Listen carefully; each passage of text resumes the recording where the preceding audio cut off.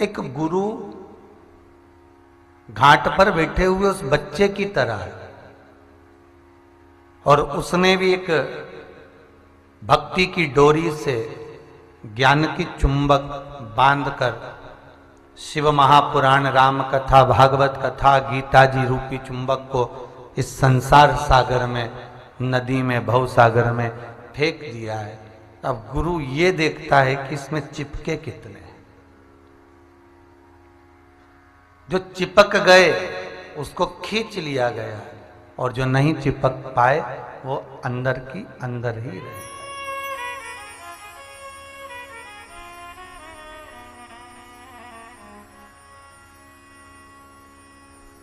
जन्म तो मिल जाएगा आपको और हमको। देखो ये विश्वास रखना, अगला जन्म वापिस मिलने वाला है तुमको, और हम भी तुम्हारा पीछा नहीं छोड़ेंगे। हो सकता है हमको भी जन्म मिल जाए, फिर वापिस शिव पुराण लेके बैठ जाए।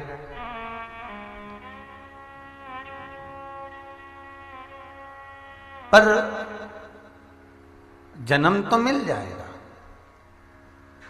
धन और पुत्र,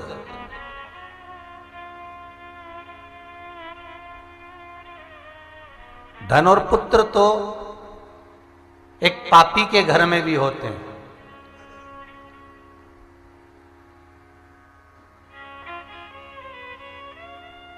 पर उसके घर में सत्कर्म नहीं हो पाता, उसके घर में भगवत स्मरण नहीं हो पाता। पुत्र भले उसके घर में जन्म ले लिया, पर वो पुत्र उसके धन को ही कहीं ना कहीं ऐसा वेश्यावृत्ति में, जुए में, मदिरापान में, मांसाहार में, गलत काम में, डब्बे में, मार्केट में कहीं ऐसा लगाएगा कि उसको चूना लगा देगा, नष्ट कर देगा। और धन और पुत्र एक सत्कर्मी के घर में, एक भजनावली के घर में, एक भक्त के घर में भी होते हैं, पर वो धन को कहीं अतिथि के आदर में, सम्मान में, सत्कार में, पुत्र को उसके चरणारविंद में रमा देता है। तो शरीर तो बारंबार मिल जाएगा। अभी हो सकता है ये योनि मिली, अगली और कोई सी भी योनि मिल जाए, कोई भरोसा है क्या?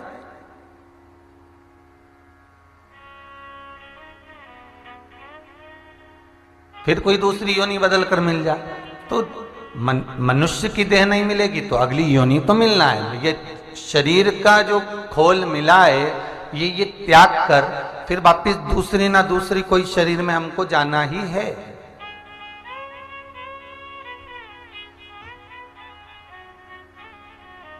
पर 84 लाख योनियों में केवल एक मनुष्य की योनि ही ऐसी है जिसमें हम भगवान का भजन कर सकते हैं, जिसमें हम कथा स्मरण कर सकते हैं। और उसके बाद जितनी योनियां मिलेंगी, कहीं हम श्वान बन रहे हैं, कहीं हम सुंगर बन रहे हैं, कहीं पक्षी बन रहे हैं, कहीं पशु बन रहे हैं, कहीं जलचर, कहीं थलचर, कहीं वायुचर, ना जाने कितनी कितनी योनियां काटने के बाद जो ये मानव का शरीर मिला है, और मानव का शरीर छूटने के बाद फिर जो योनियां मिलने वाली है, उसकी कोई गारंटी नहीं है कि तुम उसके बाद में, इस मनुष्य शरीर के बाद में भगवत भजन कर पाओ ना कर पाओ।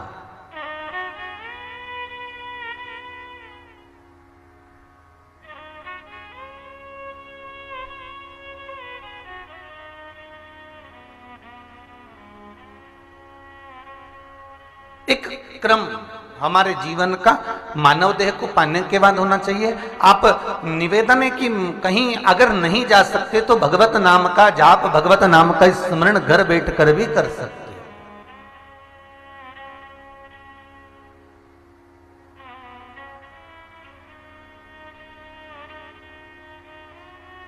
एक पत्नी पति को रोज ताने देती थी, आड़ा टेढ़ा बोलती थी, खूब आड़ा टेढ़ा बोले, खूब ताने दे।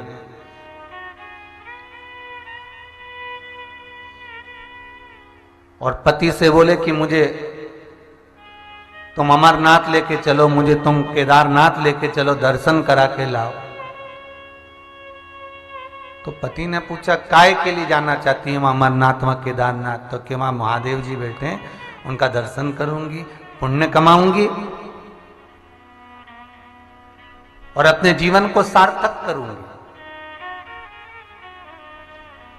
अब ये बताओ री जीजियों कि पति से तो आड़ा टेढ़ा बोले, अपशब्द बोले, ताना दे, रोज की कोसे, गालियां दे, और मां केदारनाथ जी दर्शन करने जाए तो महादेव मिलेगा? अरे बोलो तो जरा, मिलेगा? नहीं मिलेगा। मां शिव कैसे मिलेगा? वहां भगवान कैसे प्राप्त होगा? हम केदारनाथ जी की तो छोड़ो, अमरनाथ जी की तो छोड़ो, हम तो अपने घर की देख लो। घर में इतना क्लेश मचाए और रोज शाम को मंदिर जाए, अगरबत्ती लगाए, दिया लगाए, तो ही घर के लोग समझ जाए जल्दी कुत्ता में बस वो, अब उत्ते में ही समझ जाए कि भाई चल दी, अब ये मंदिर जा रही है बस। अब बताओ इतना क्लेश मचाए, रोज का झगड़ा करे, रोज का प्रपंचा करे और मंदिर में जाए न भगवान को दिया बत्ती लगाए, तो भगवान कोई राजी होए?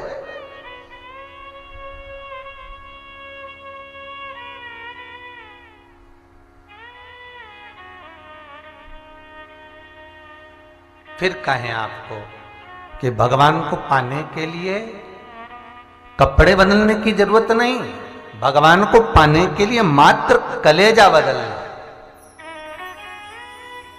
कपड़ा कौन से कलर का पहने हो, कपड़ा किस तरह का पहने हो, भगवान वो नहीं देखेगा। अंतिम समय में तो एक ही कपड़ा सफेद या लाल उड़ा दिया जाता है, भेज दिया जाता है, और वो भी शिव के धाम में जाने के बाद, शमशान में पहुंचने के बाद वो भी उतार दिया जाता है, वो भी समाप्त। बस केवल जैसे माता के गर्भ से जन्मे थे वैसे कि वैसे ही हमको जला दिया जाता। फिर भी इतना अभिमान में मनुष्य जीता है, जब बात करो तब कह दे मेरी फैक्ट्री है, मेरी दुकान है, मेरी जमीन है, मेरी जायदाद है, मेरी पत्नी, मेरे बच्चे, मेरा परिवार, मेरा परिवार, जोड़ जोड़ के मर गया इतना अहंकार में, और आखिरी में मालूम पड़ा सब धरा की धरा रह गया और शमशान में राख का ढेर बन गया। कहां गया?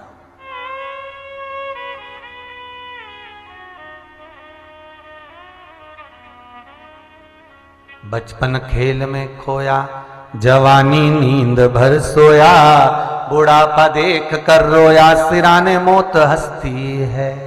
अंतिम बिंदु में जब हमारा संपूर्ण समय चला जाएगा, संपूर्ण समय, जैसे एक शक्कर की बोरी घर में लेकर आओ कि बेटी की शादी है, उसकी शादी में मेरे पास कुछ भी नहीं तो एक शक्कर की बोरी लाता हूं, नुक्ती बनवा लूंगा, बूंदी बनवा लूंगा, सबको खिला दूंगा।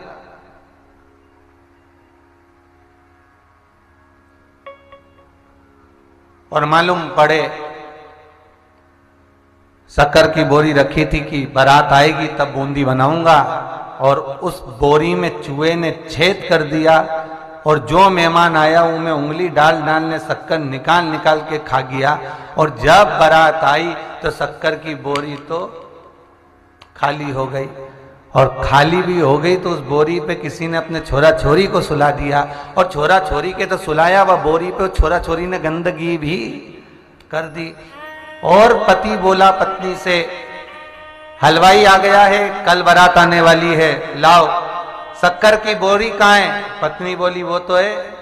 पति बोले शक्कर की बोरी, तो ये कहीं नमक की है, ये तो शक्कर की। अरे तो शक्कर की, तो ये शक्कर की तो है, तो ये तो भरी थी, तो ये खाली कैसे हो गई? पता नहीं, और खाली भी हो गई तब उसे झड़ाऊंगे तो मैं तो गंदगी कर दी बच्चे को सुलाकर। क्या करें इस शक्कर की बोरी का? कुछ नहीं। हलवाई झारा पटक कर कहे लाओ शक्कर लाओ तो नुक्ती बना दूं, पर अब कुछ है ही नहीं। तो आखिरी में वो शक्कर की बोरी को आग लगा दी, और फिर उसको लगाने के बाद भी देख लो 2-4 दाना शक्कर का निकल गया, तो उससे क्या नुक्ति बने कि खोपरा पाक बने? कुछ नहीं। बस यही हमारा जीवन है। जब आए थे तब एक पेक शक्कर की बोरी की तरह हमारा जन्म हुआ था। नेत्र बंद थे, श्रवण शक्ति बंद थी, हाथ पैर सब बंधे हुए थे, और जैसे ही जन्म लिया किसी ने लाड लड़ाया, प्रेम करा, स्नेह करा, लाला लाला कहकर, बेटा बेटा कहकर, और सबसे पहले नेत्र खुल गए और शक्कर की बोरी में छेद हो गया, और बचपन से लेकर मरे तब तक इस शक्कर की बोरी की 21,600 श्वास जो प्रतिदिन निकल रही थी, उसको परिवार के लोग धीरे धीरे धीरे धीरे सब खा गए। एक दिन वो शक्कर की बोरी की शक्कर खत्म हो गई, आत्मा निकल गई, बोरी गंदी होकर पड़ी है, और गंदी बोरी पड़ी हुई है, अब कोई हाथ भी नहीं लगाता, तो उसको जला दिया गया, और जलाया तो तीसरे के दिन फिर समेटने गए कि 2-4 दाना शक्कर का मिल जाए। 2-4 हड्डी के दाने मिले, उसको लोटा में भर के, लाल झोली में बांध के, घर में दूध से धो के, बहुवन बेचारी खूब रोए, हमारी इतनी बड़ी अम्मा इतनी सी हो गई, और वो शक्कर की बोरी के 2-4 दाने ले जाके हरिद्वार छोड़ दिया।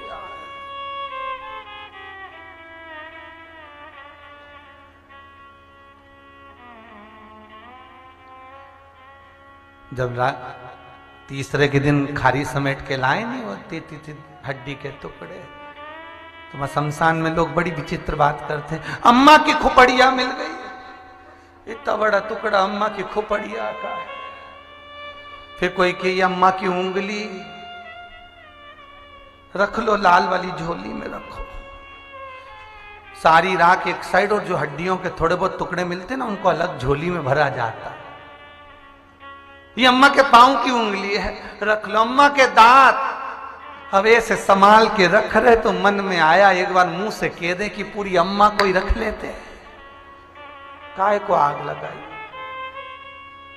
क्यों आग लगाई?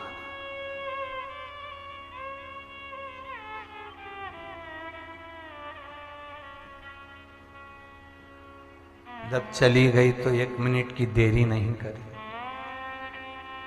जब तक आग लगा के सब आए तब तक तो मोहल्ले वालों ने पूड़ी और सब्जी भेज दी, आसपास में से चाय भी बन के आ गई, और इतना इतना पल्लू डाल के अंदर ही ढसक, अंदर ही पी भी गई। और अम्मा में आग, हंसो मती, ऐसा ही होगा, अपन जावेंगे तो चाहे हम हो चाहे तुम हो, सब जल रहे होंगे और बहुवन चाय निपटा रही होगी, है ही नहीं। और जितना टीवी के सामने सुन रहे हो, मोबाइल पे सुन रहे हो, अच्छे से सुन लेना, तुम्हारा भी यही होगा जो हमारा होगा।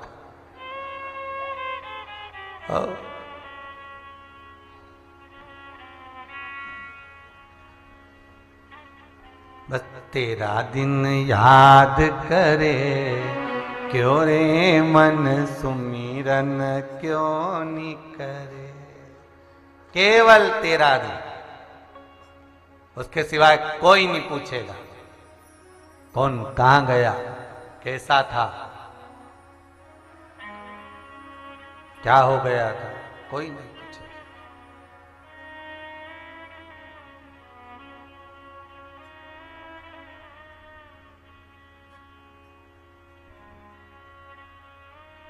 और वो दिन निकलते जा रहे। अब विचार करिए जरा, मार्च के महीने में लॉकडाउन लगा था, ठीक है, अभी क्या चल रहा है? दिसंबर, समापन होने में कितना दिन बचा? जनवरी आ जाएगी, फरवरी आ गई, फिर मार्च आ गया, 1 साल तो तुम कमरा में बंद बंद निकाल दी, 1 साल।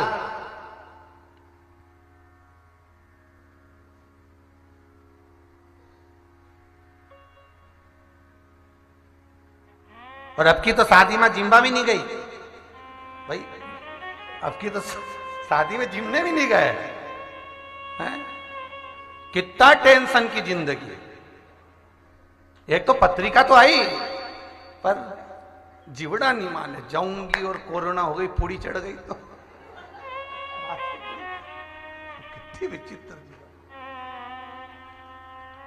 है।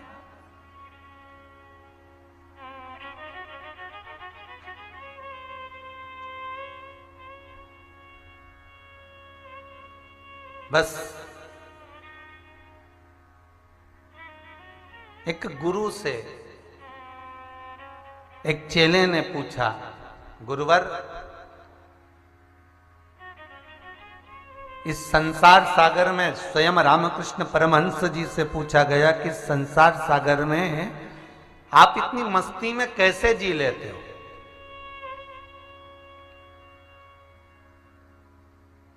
तो रामकृष्ण परमहंस जी ने कहा एक शिष्य से कि 3 दिन बाद तू मरने वाला है, तेरी अंतिम घड़ी आ गई है, अब मन तेरा तो अपनी जिंदगी को कैसे जी। अब उसको मालूम पड़ गया कि 3 दिन बाद मैं मरूंगा। घर गया, पत्नी से कहा मेरे को 3 दिन बाद मरना है। पत्नी रोने लगी, सब कोई रोने लगे। वो बेचारा पलंग पे पड़ गया, सोच सोच के टेंशन ही टेंशन में कि मरना है, तीसरे दिन मरना। 3 दिन पूरे निकल गए, मरा नहीं। चौथे दिन रामकृष्ण परमहंस जी पहुंच कर कहते हैं, भाई बाहर निकल। कहे गुरुदेव मेरे प्राण नहीं छूटे। तुम्हारे प्राण तो नहीं छूटे, पर जो तुमने 3 दिन निकाले वो कैसे निकाले। तो कहा गुरुजी अब कैसे निकलेंगे, रो रो के निकाले कि मरना तो है।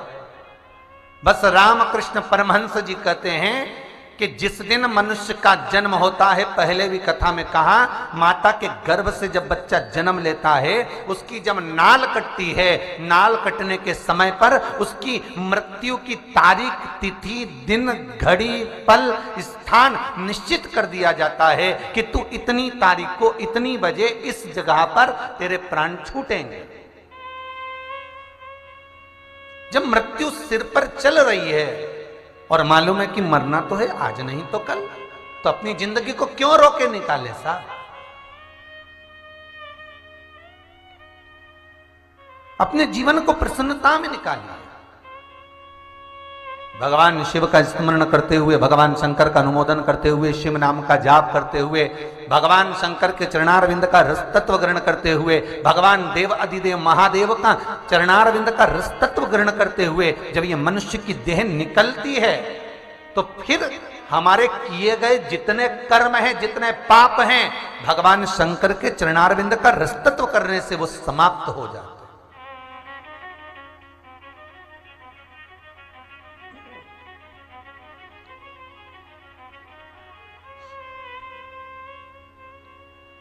वो पाप नष्ट हो जाते। कितना सुंदर लिखा है लिंग पुराण के अंतर्गत, नर्मदा पुराण के अंतर्गत और स्कंद पुराण के अंतर्गत। बहुत सुंदर एक ही बात तीनों पुराण में बड़ी सुंदर लिखी। श्री वेदव्यास जी वर्णन करते हैं, श्री वेदव्यास जी वर्णन करते हैं कि जिस समय हमारी चित्त वृत्ति में, हमारे मन में ये भाव प्रकट हो जाता है, जिस समय हमारे मन में ये भाव प्रकट हो जाता है कि हमें शिव के द्वार जाना है, शंकर के द्वार पर जाना है, शंकर की चौखट पर जाना है, शिव के द्वार पहुंचना है, जिस समय हमें ये ज्ञात हो जाता है कि हमें शंकर के द्वार, शंकर की चौखट पर पहुंचना है, शिव महापुराण के अंतर्गत स्कंद पुराण, लिंग पुराण और नर्मदा पुराण कहती है, उसी समय पर से व्यक्ति के माथे पर जो काल मंडरा रहा होता है, वो काल अपना रास्ता बदल लेता है। मात्र विचार कर लेना कि मुझे शिव के द्वार जाना है, मुझे शंकर की कथा में जाना है, मुझे शंकर के चरणारविंद में जाना है, मुझे शंकर के अनुमोदन में जाना है, मुझे शिव महापुराण में पहुंचना है, मुझे शंकर की कथा करवाना है, या मुझे शिवालय पहुंचना है, मुझे शंकर की चौखट पर पहुंचना है। मात्र ये मन में विचार आया कि मैं शंकर के द्वार जाऊंगी, मैं शिव की चौखट पर जाऊंगी, मैं शंकर के मंदिर जाऊंगी, मैं शंकर की कथा में जाऊंगी, उसी समय से जो मनुष्य के मस्तक पर काल मंडरा रहा होता है वो अपना रास्ता बदल ले, मात्र सोचने से।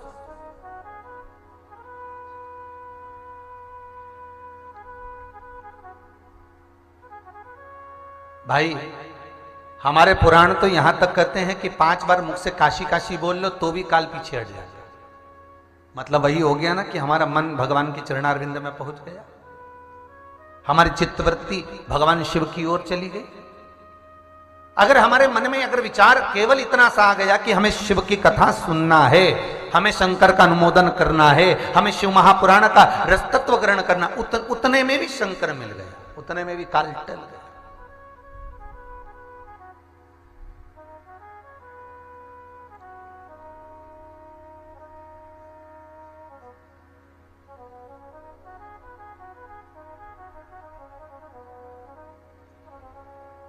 एक कथा चालू हुई अपनी 25 तारीख को ना, तो 24 तारीख को कोई दिल्ली से कोई भगत आ रहे होंगे और भोपाल से सीहोर के बीच में कहीं उनका एक्सीडेंट हुआ होगा। अब देखिएगा जरा क्रम कितना विचित्र है ये क्रम।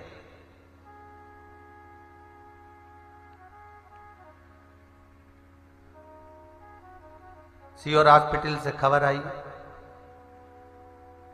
कि कोई 2 लोग हैं और उनका एक्सीडेंट हुआ है। खबर यहां पहुंची, यहां से समीर जी को कहा जाकर पता करो कौन है। हॉस्पिटल वालों ने पूछा पहचानते, अब किसको जानते भाई, कौन दिल्ली से आया? नहीं। तो हम इनको भोपाल के लिए रेफर कर रहे हैं, कर दो। समीर जी से हमने कहा एक काम करो, तुम यहां से जाओ और इन दोनों को लेकर जाओ, भले एम्बुलेंस में जा रहे हैं पर लेके जाओ। अगर सूचना करी है तो कहीं बाबा ने ही करी है, विश्वनाथ नहीं करी है, भले नहीं पहचानते पर उनके पास में कहीं नंबर था और वो नंबर के कारण उन्होंने फोन लगाया समिति में। आप नहीं मानेंगे इतनी बुरी हालत गाड़ी की थी। तो समीर जी का फोन आया, गुरुजी इनके तो अंतिम सांसों जैसा लग रहा है। हमने कहा कुछ नहीं करना, बाबा का नाम लेते जा, श्री शिवाय नमस्तुभ्यम बोलते जा। हाथ पैर टूटे भी होंगे तो बचेगा तो शरीर, श्वास तो रह जाएगी। शंकर को मत भूलना, बिल्कुल मत भूलना। और शिव का नाम लेते लेते हमीदिया ले गए, हमीदिया ले गए, जांच माच चालू हुई, धड़कनें कम हो गई। कहे गुरुजी श्वास, हमने कहा काम करो हॉस्पिटल फिर चेंज करो। कौन सा हॉस्पिटल दिया फिर? बंसल हॉस्पिटल भेजा भोपाल में, बंसल हॉस्पिटल। और फिर वहां पहुंचे, आखिरी में हमने कहा नहीं लग रहा है कि अब बचने जैसी हालत। फिर भी हमने कहा एक बार उनके कान में श्री शिवाय नमस्तुभ्यम तो बोल दे। और जो श्री शिवाय नमस्तुभ्यम का जाप किया, आकर आप कभी बंसल हॉस्पिटल में आज या कल में जाकर देखना चाहें तो वो दोनों जिंदा हैं। केवल पांव की घुटने की हड्डी और हाथ की हड्डी टूटी है, जिंदा पड़े, जिनकी अंतिम सांसें चल रही है। अकाल मृत्यु वो मरे जो काम करे चंडाल का, और काल उसका क्या बिगाड़े जो भक्त हो महाकाल का। शिव के जो उपासक,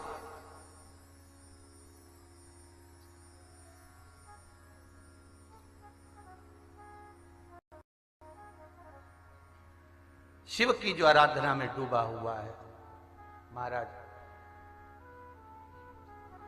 आप लगता जरूर है कि बाबा ने कष्ट दिया, बाबा अगर कहीं थोड़ा बहुत हमें कष्ट आ गया, हमें तकलीफ आ गई हमारे कर्मों के अनुसार, लगता जरूर है।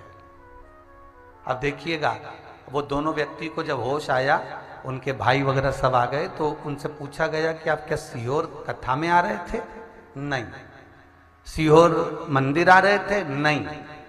तो कहाँ जा रहे थे? तो कहा हमारी फ्लाइट थी भोपाल से, भोपाल उतरे, हमको उज्जैन जाना था महाकाल के दर्शन करने के लिए, हम वहां जा रहे। अब देखिए, तो ये फोन किसने करा होगा? होया बाबा महाकाल ही कहीं ना कहीं आया होगा, सूचना मिली होगी, दिल्ली से आए ये दो व्यक्ति का कौन है?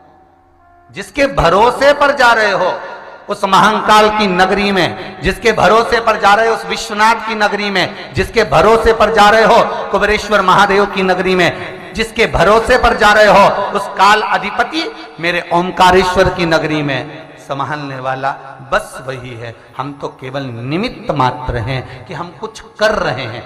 आप निमित्त मात्र हो कि घर चला रहे हो, आप निमित्त मात्र हो कि बच्चों की शादी करना है, बेटी का ब्याह करना है, बच्चों का ये करना है, इनकी फैक्ट्री डल जाए, इनकी दुकान डल जाए, इनका कष्ट दूर हो जाए। आप केवल निमित्त हो जो उनके बीच में मध्यस्थ बने हुए हो, बाकी के करने वाला तो देव अधिदेव महादेव है। जब देवताओं पर कष्ट आया, भगवान विष्णु पर कष्ट आया, ब्रह्मा पर कष्ट आया, राम जी पर कष्ट आया, कृष्ण जी पर कष्ट आया, जब कोई नहीं आया तब देव अधिदेव महादेव सम्मुख में आकर खड़े हो गए कि घबराना नहीं है, अभी शिव है और जगत का बाप।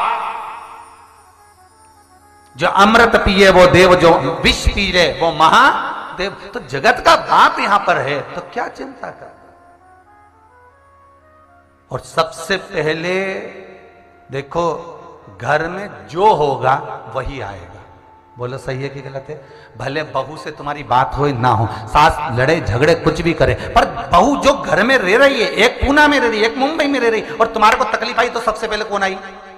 अरे बोलो जम के जरा, वही आएगी ना जो पास में है। भले कितनी भी नफरत हो, कितना भी दुश्मनी हो, पर पानी तो वही दे ही देगी। अब उसी तरह भगवान विष्णु रहते हैं वैकुंठ में, समझते जाना। ब्रह्मा जी रहते हैं ब्रह्मलोक में, इंद्र रहते हैं इंद्रलोक में, और मृत्यु लोक में पृथ्वी पर कौन रहता है? बोलो जम के, देव अधिदेव महादेव। क्योंकि मृत्यु लोक का अगर कोई देव है तो वो महादेव है। अगर तुम्हें कष्ट होगा, दुख होगा, तकलीफ होगा, सब बाद में, पहले अगर तुमने शिव को पुकार लिया, शंकर तुम्हारे सामने खड़ा मिल जाएगा, हर घड़ी, हर पल, हर क्षण, उसी समय पर मिलेगा, उसी क्षण।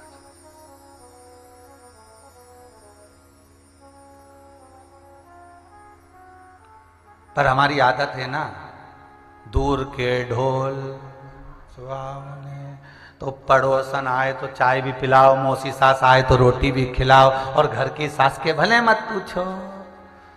फिर भी नहीं पूछो तो भी सास सास होती है, भले नहीं पूछा, पर मरने के समय पर वो तुमने पड़ोसन को कितनी भी चाय पिला लो, पड़ोसन को कितनी भी धोख लगा लो, पड़ोसन से कितना भी अचार का पूछ लो, पड़ोसन को कितनी बार भी चप्पल दे दो, कितनी बार भी तुम साड़ी दे दो, पर पड़ोसन अपनी जायदाद का हिस्सा तुमको देगी क्या? अरे बोलो तो नहीं देगी। सास कितना भी झगड़ा करे, लड़े, कितनी भी कोसे गालियां दे, पर मरेगी तो चैन तो तुम्ही को देगी, अंगूठी तो तुम्ही को देगी, रकम तो तुम्ही को देगी, और दौलत भी तुम्ही को देगी। उसी तरह भगवान शिव मृत्यु लोक के देवता हैं। तुम पूछो ना पूछो। एक आध बार शंकर भगवान से पार्वती जी ने भी कहा, भोलेनाथ जी, संसार के लोग सारे देवता को पूछते, तुम्हें कोई नहीं पूछता। शंकर भगवान बोले, फालतू की बात मत कर, नहीं पूछता तो क्या हुआ, आखिरी में आएगा तो मेरे पास है। पार्वती जी ने पूछा, वो कैसे? शंकर भगवान बोले, मेरे ससुर दक्ष प्रजापति ने मुझे श्राप दिया है, ए शिव, मैं तुझे श्राप देता हूं कि तू शमशान में निवास करेगा। तो शंकर भगवान बोले, मैं शमशान में रहता हूं, आएगा तो मेरे पास ही। ऐसी गीली लकड़ी में जलाऊंगा, 3 दिन तक ठंडा नहीं होने दूंगा। कान दे जरा। अब कई कई लोगों की जो अग्नि होती है ना, वो 3 दिन में ठंडी हो जाती है, जाओ तब तक ठंडी मिले। और कई कई की इतनी गर्म रहे तो पानी डाल डाल के ठंडा करना पड़े। तो जिसकी पानी डाल के ठंडा करना पड़े ने, समझ लेना शंकर भगवान इसको भोलेनाथ जी बोले, अब जीते जी वजन नहीं कर, पड़े रहे बापड़ा।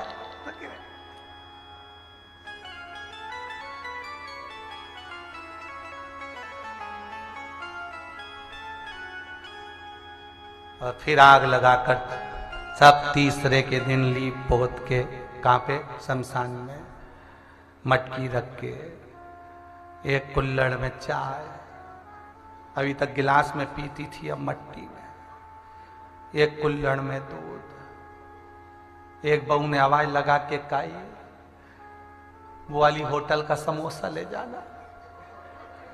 होटल ससुर जी को अच्छा लगता था, सास को हमारी जलेबी अच्छी वो भी ले जाना।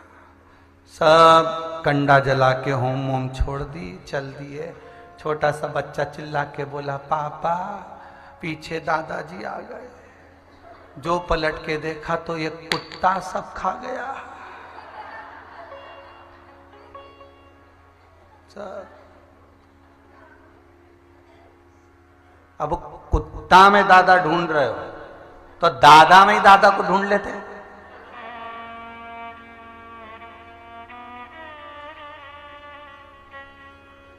जिंदा था तब मान नहीं, सम्मान नहीं, सत्कार नहीं,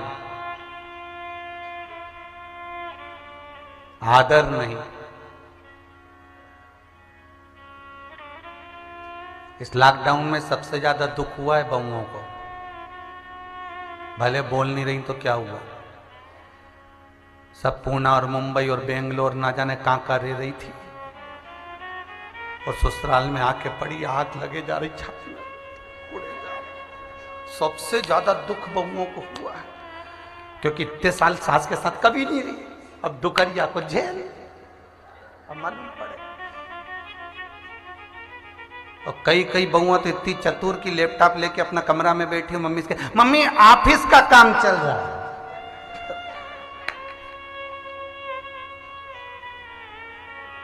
अच्छा बहुवन सोचेगी तो सही है, सियोर वाला महाराज दिन भर बहुओं के पीछे पड़ा रहे। अच्छा पीछे तो हम सासों के भी पड़ जाए रे, पर दिक्कत यह है कि इनका तो जाने का समय, अब ऐसे जाने के समय में इनको सुधारू तो कई मतलब बताओ ईमानदारी का है? अब इनका तो जाने का समय और इनको अगर सुधार भी दिया तो ये कहीं ऊपर जाके अच्छी करेगी, तो इसलिए तुमको सुधारना, इनसे तो मतलब ही नहीं। ये तो चली, तो अभी इनसे क्या मतलब रखे थे, इनको सुधारो। सुधरना तुमको है, क्योंकि कई बूढ़ी बूढ़ी माताएं कहती हमारी जिंदगी तो निकल गई बेटा, अब थारी बारी है। बस उसी को संभल के चलना है कि अब बारी तुम्हारी। वो कहे आधी कमरिया पे साड़ी, आई आंटी की बारी, अब बारी तुम्हारी, अब तुम्हारा नंबर है, अब साध लो। और जब अपनी बारी आए संवरने का थोड़ा सा प्रयास करना, जिंदगी को सत्यमय जीना।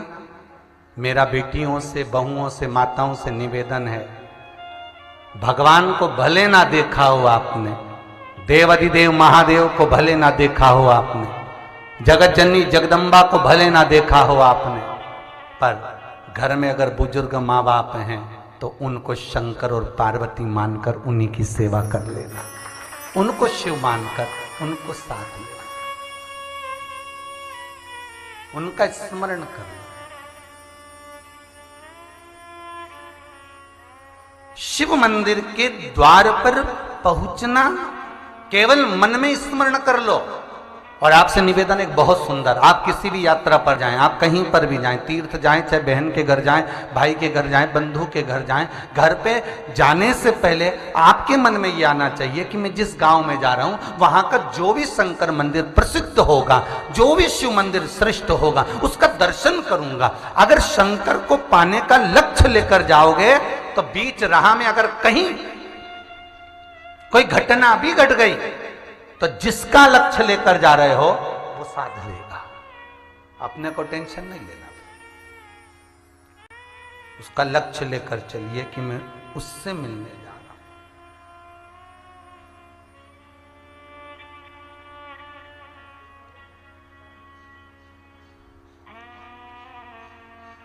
हम जब परमात्मा से मिलन का लक्ष्य लेकर चलें तो शिव मिलता जरूर, शंकर मिलेगा। और जिस समय मेरा देव अधिदेव महादेव आपके सम्मुख में हो और आपकी चित्त वृत्ति उसके चरणारविंद में हो, तो जीवन का रस तत्व आप रूप मिल जाएगा। स्कंद पुराण कहती है कि केवल विचार कर लेना कि मुझे शंकर के द्वार जाना है तो काल टल जाता है, काल टल जाता है।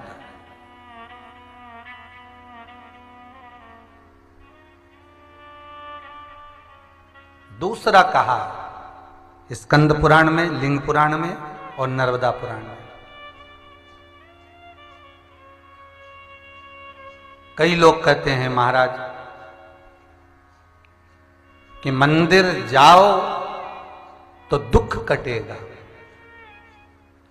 कई लोग कहते हैं मंदिर जाओ तो दुख कटेगा, पर स्कंद पुराण, नर्मदा पुराण और लिंग पुराण कहती है मात्र मंदिर के द्वार पर पहुंच गए तो समझ लो दुख तो वैसे ही कट, अंदर नहीं भी गए तो भी दुख कट गया, तो भी दुख कट गया।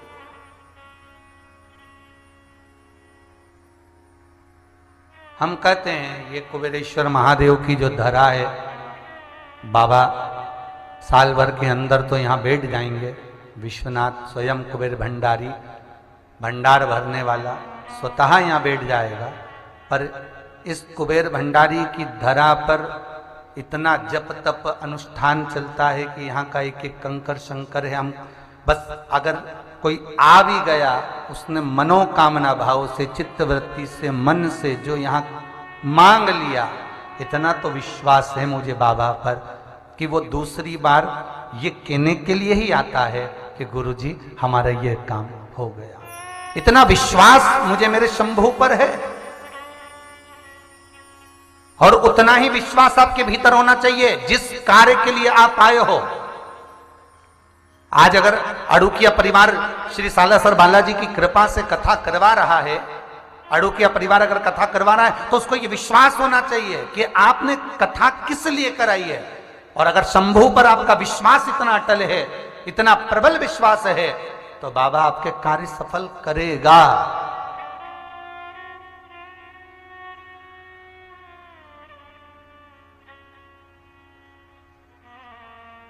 आप विश्वास रखकर जब बाबा के नजदीक में मात्र उसके द्वार तक पहुंच गए, उसकी चौखट तक पहुंच गए, भले मंदिर के अंदर नहीं गए। शिव महापुराण तो कहती है कि शिखर दर्शनम सर्व पाप नाशनम, मात्र शिखर का दर्शन ही करा तो सारे पाप तो अपने आप नष्ट हो गए।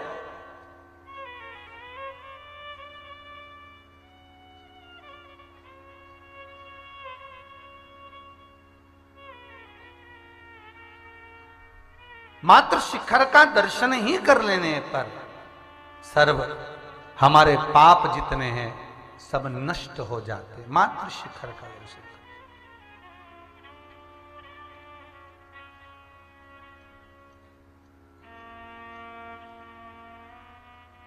कहीं जा रहे हो, किसी मंदिर में दर्शन नहीं भी मिला, शिखर का दर्शन कर लिया, बाबा इतनी कृपा जरूर करना, हो सकता है कि मैं किसी काम से उज्जैन आई हूं और नहीं आपके दर्शन करने आ सकी, पर बाबा इतनी करुणा जरूर करना कि एक बार आपका दीदार, आपका दर्शन हो जाए।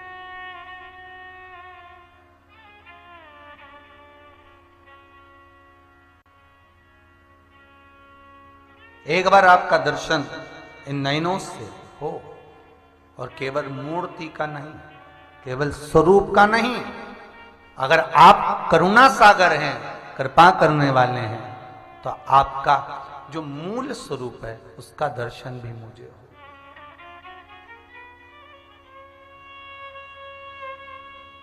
मनुष्य की देह मिली दो कारणों से, एक कर्म का भोग भोगने के लिए जो पूर्व में करके आए हो, और दूसरा एक पूर्व में जो कर्म करा उसका भोग भोगने के लिए मनुष्य की देह मिली, और दूसरा मिला है भगवान का भजन करने के।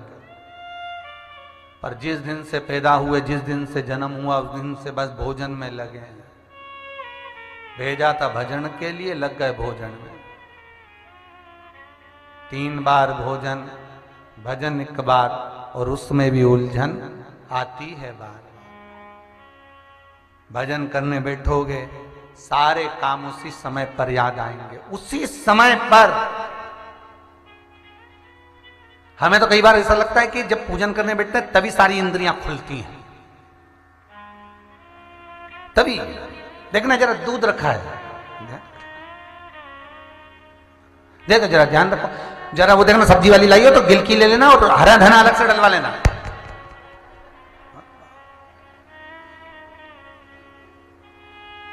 पोछे वाली को बोल दो अच्छे से लगाते लगाते उधर से जाए, और उधर से फेरती फेरती इधर से। सारी इंद्रियां उसी समय पर खुली हैं जिस समय आप सेवा करने, पूजन करने के लिए बैठे हो महाराज। उसी समय पर सारी इंद्रियां बस उसी समय। अरे भाई, 2 क्षण भगवान के सामने बैठे हो, 2 क्षण। और निवेदन केवल इतना सा है कि अगर काशी की भूमि पर जा रहे हो, महाकाल की दज पर जा रहे हो, अगर आप ओमकारेश्वर जा रहे हो, अगर आप वृंदावन जा रहे हो, गोवर्धन जा रहे हो, जतिपुरा जा रहे हो, अगर आप तिरुपति जा रहे हो, तुम्हारी मर्जी पड़े जिस देवता के द्वार पर तुम जा रहे हो उसके द्वार पर हवड़ सबड़ कर कर नहीं जाना। कई लोग जाते हैं गिरिराज जी की परिक्रमा करने के लिए, और शाम को सुबह से निकले, शाम को पहुंच गए, रात्रि विश्राम करा, सुबह से उठे परिक्रमा लगाई, और ऐसी परिक्रमा लगाई कहीं नहीं बैठूंगी, और लगाए जाए लगाए जाए लगाए जाए, और कोल्लू की बेल की तरह घूम घुमा के, और सीधे कमरा में गई, कपड़ा वपड़ा पहना, शाम की ट्रेन थी, वापिस आ गई। भगवान गोवर्धन नाथ जी को भी लगा काय को आई थी इतनी जल्दीबाजी में। भाई, ना जी भर के देखा, ना कोई बात की, बड़ी आरजू थी मुलाकात की। इतना दिल कर रहा था, इतना मन कर रहा था, जाऊंगी, दर्शन करूंगी, परिक्रमा करूंगी, पर बाबा को लगा कि 2 क्षण बैठी तो सही नहीं। आई और अबड़ सबड़ करके चली गई, और ऊपर से बोले मैं तो कुछ खाऊंगी भी नहीं, और भूखी प्यासी परिक्रमा करूंगी। चली जा रही, चली जा रही। गिरिराज बाबा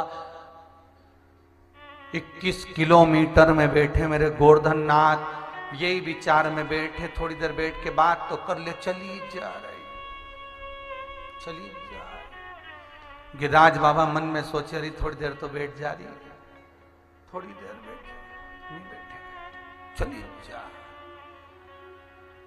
और खुद भी नहीं खाए, और साथ में जो परिक्रमा करने 2-4 बहन गई उनके भी भूखी मार दी, तू भी मत खा, हम भी नहीं खाए, तुम भी मत खा। और उनको कहती भी जा रही, मैंने तो अभी तक जितनी परिक्रमा करनी ना, एक में भी कुछ नहीं खाया, मतलब ये कह नहीं दे खाने की, एक में भी कहीं नहीं खाया, चली जा। और आखिरी में पूरी परिक्रमा करी, अब पांव दुखा तो एक सखी ने, साथ वाली ने कह दिया चल भगवान का शयन का दर्शन कर ले, जतिपुरा में ठाकुर जी शयन करे, शयन का दर्शन कर ले। पांव बहुत दुख रिया, अपन से तो नहीं बने दादा, अपन तो जल्दी कपड़ा पहनो, ट्रेन में चलना है, जतिपुरा से मथुरा चले, स्टेशन पे जाके बैठ गए, ट्रेन आई, उसमें बैठ गए, वापिस घर आ गए। अब भगवान मन में सोच रहे, पहले तो ये बता तू आई काय के लिए थी, जब 2 मिनट बैठ कर मुझसे बात ना करिए।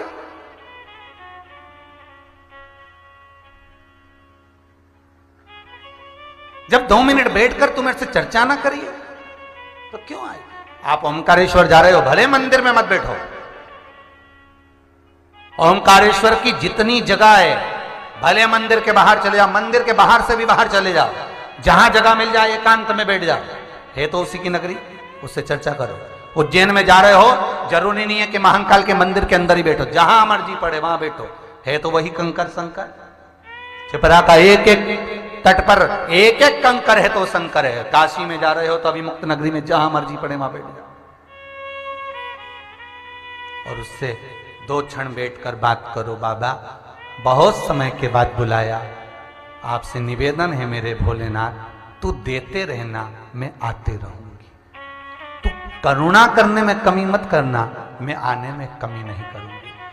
परंतु इतना लंबा समय हो गया, बहुत समय के बाद, ना जाने कितनी जिंदगी निकल गई, जीवन निकल गया, बचपन गया, जवानी गई, हम सब दूर भटक लिए, आखिरी में शिव की शरण में आए। तो भोलेनाथ जी से कहना, जब सब कुछ हार गई, सारी दुनिया से हार गई, तब तेरे पास में आई हूं, अब मुझे बिसराना नहीं भोलेनाथ, अब तो तेरे चरणार बिंदु में रखना।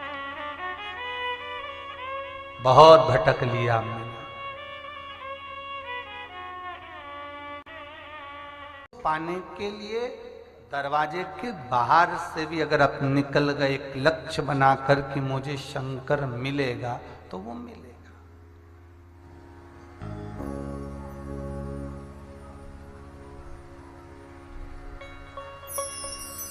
कितना सुंदर लिखा है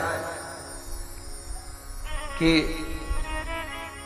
भगवान शिव सती को लेके कुंभज ऋषि के आश्रम में गए कथा सुनने के लिए। कथा सुनने के लिए कुंभज ऋषि के आश्रम में गए और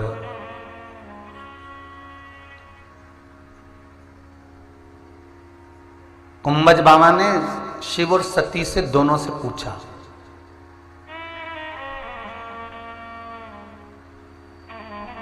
रामचरितमानस में भी वर्णन है और सुंदर भागवत में भी वर्णन आता है कि कुंभज बाबा शिव और सती से पूछ रहे हैं कि कथा सुनने के लिए आप बैठे हो, कथा सुनने के लिए आप आए हो, तो आप क्या कामना लेकर आए। बहुत सुंदर प्रसंग है, महाराज ध्यान दीजिएगा। स्कंद पुराण में भी बड़ा सुंदर भाव व्यक्त किया। भागवत भी कहती है कि जब राजा परीक्षित सुखदेव जी महाराज के सामने कथा सुनने के लिए बट वृक्ष की छांव में गंगा के घाट पर शुक्र तीर्थ में कथा सुनने के लिए बैठे, तो सुखदेव जी महाराज ने राजा परीक्षित से पूछा था कि कथा किस कामना से सुनी जा रही।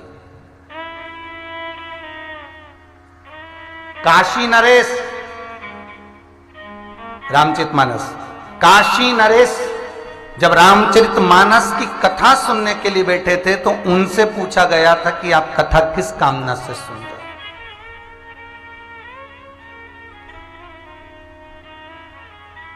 स्कंद पुराण कहती है मनुष्य जो एक बार उनके कान में श्री शिवाय नमस्तुभ्यम तो बोल दे,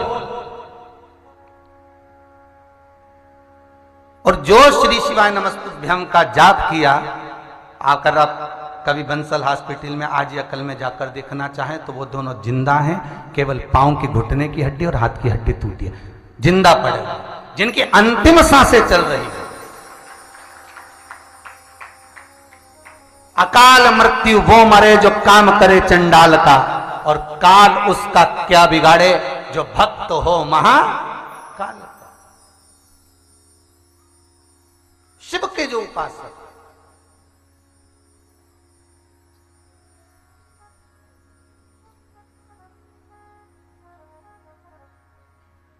शिव की जो आराधना में डूबा हुआ है, महाराज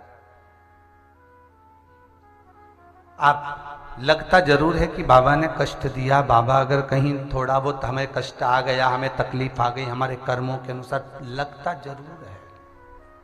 अब देखिएगा वो दोनों व्यक्ति को जब होश आया, उनके भाई वगैरह सब आ गए, तो उनसे पूछा गया कि आप क्या सीहोर कथा में आ रहे थे?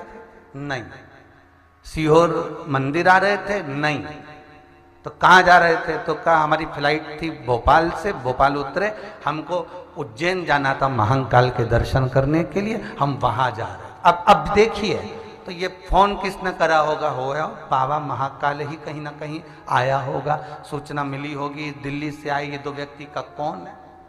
जिसके भरोसे पर जा रहे हो उस महाकाल की नगरी में, जिसके भरोसे पर जा रहे हो उस विश्वनाथ की नगरी में, जिसके भरोसे पर जा रहे हो कुबेरेश्वर महादेव की नगरी में, जिसके भरोसे पर जा रहे हो उस काल अधिपति मेरे ओमकारेश्वर की नगरी में, संभालने वाला बस वही है। हम तो केवल निमित्त मात्र हैं कि हम कुछ कर रहे हैं। आप निमित्त मात्र हो कि घर चला रहे हो, आप निमित्त मात्र हो कि बच्चों की शादी करना है, बेटी का ब्याह करना है, बच्चों का ये करना है, इनकी फैक्ट्री डल जाए, इनकी दुकान डल जाए, इनका कष्ट दूर हो जाए। आप केवल निमित्त हो जो उनके बीच में मध्यस्थ बने हुए हो, बाकी के करने वाला तो देव अधिदेव महादेव है। जब देवताओं पर कष्ट आया, भगवान विष्णु पर कष्ट आया, ब्रह्मा पर कष्ट आया, राम जी पर कष्ट आया, कृष्ण जी पर कष्ट आया, जब कोई नहीं आया तब देव अधिदेव महादेव सम्मुख में आकर खड़े हो गए कि घबराना नहीं है, अभी शिव है और जगत का बाप। जो अमृत पिए वो देव, जो विष पी ले वो महादेव। तो जगत का बाप यहां पर है, तो क्या चिंता कर। और सबसे पहले देखो, घर में जो होगा वही आएगा। बोलो सही है कि गलत है? भले बहू से तुम्हारी बात हो ना हो, सास लड़े झगड़े कुछ भी करे, पर बहू जो घर में रह रही है, एक पूना में रह रही है, एक मुंबई में रह रही, और तुम्हारे को तकलीफ आई तो सबसे पहले कौन आई? अरे बोलो जम के जरा, वही आएगी ना जो पास में है। भले कितनी भी नफरत हो, कितना भी दुश्मनी हो, पर पानी तो वही दे ही देगी। अब उसी तरह भगवान विष्णु रहते हैं वैकुंठ में, समझते जाना। ब्रह्मा जी रहते हैं ब्रह्मलोक में, इंद्र रहते हैं इंद्रलोक में, और मृत्यु लोक में पृथ्वी पर कौन रहता है? बोलो जम के, देव अधिदेव महादेव। क्योंकि मृत्यु लोक का अगर कोई देव है तो वो महादेव है। अगर तुम्हें कष्ट होगा, दुख होगा, तकलीफ होगा, सब बाद में, पहले अगर तुमने शिव को पुकार लिया, शंकर तुम्हारे सामने खड़ा मिल जाएगा, हर घड़ी, हर पल, हर क्षण, उसी समय पर मिलेगा, उसी क्षण।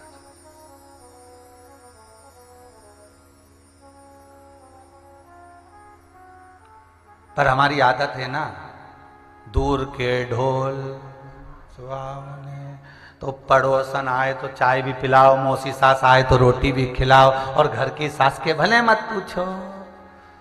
फिर भी नहीं पूछो तो भी सास सास होती है, भले नहीं पूछा, पर मरने के समय पर वो तुमने पड़ोसन को कितनी भी चाय पिला लो, पड़ोसन को कितनी भी धोख लगा लो, पड़ोसन से कितना भी अचार का पूछ लो, पड़ोसन को कितनी बार भी चप्पल दे दो, कितनी बार भी तुम साड़ी दे दो, पर पड़ोसन अपनी जायदाद का हिस्सा तुमको देगी क्या?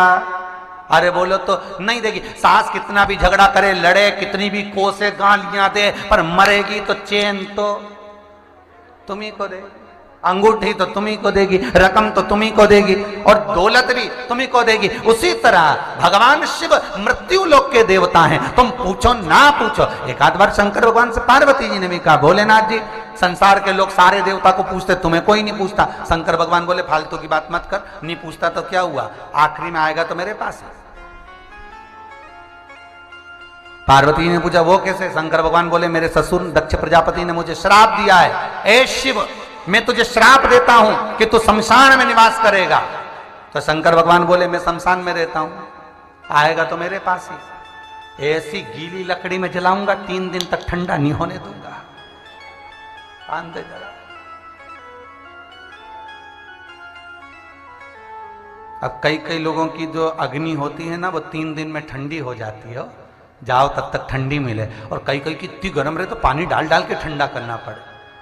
तो जिसकी पानी डाल के ठंडा करना पड़े, नहीं समझ लेना शंकर भगवान इसको भोलेनाथ जी बोले, अब जीते जी वजन नहीं कर, पड़े रहे बापड़ा।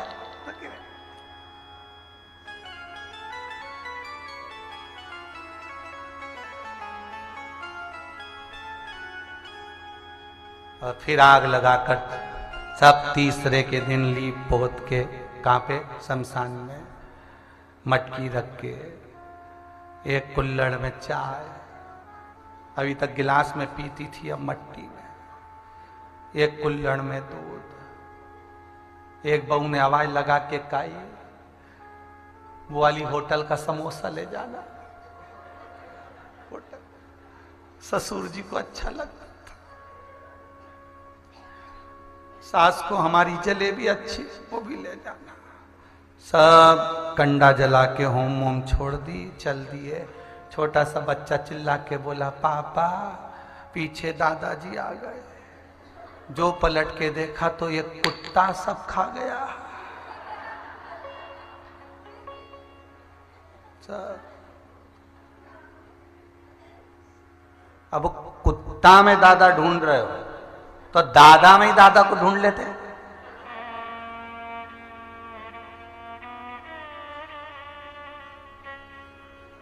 जिंदा था तब मान नहीं, सम्मान नहीं, सत्कार नहीं, आदर नहीं। इस लॉकडाउन में सबसे ज्यादा दुख हुआ है बहुओं को, भले बोल नहीं रही, तुरंत खस नहीं देना हमको, बस हो गई पूजन, चलो। किसी भी मंदिर में, किसी देवालय में, किसी जगह पर जहां पूजन पाठ का स्मरण हो रहा हो, वहां उतने ही क्षण रहना चाहिए जितने क्षण आपकी वृत्ति भगवान में रमी हो।